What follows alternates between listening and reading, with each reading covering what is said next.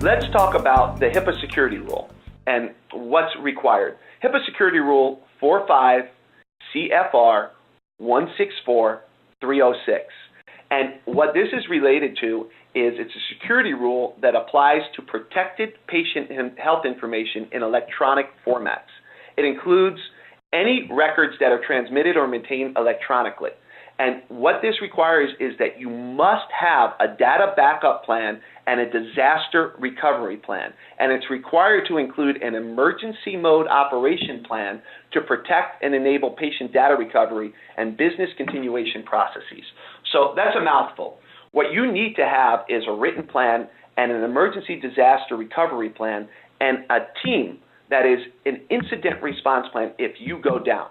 So if you walked in, there was a doctor that was on the East Coast, and there were hurricanes last year, and he had a redundant server on his floor.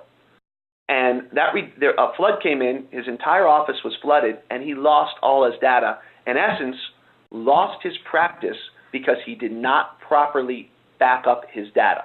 So a lot of you may be thinking, well, I take up a backup CD. A backup CD, if that's lost, that's a HIPAA violation because you've compromised your patient data. So it's critical that you have the proper backup plan. But as I stated earlier, it's never about data backup. It's always about data restoration and what that looks like.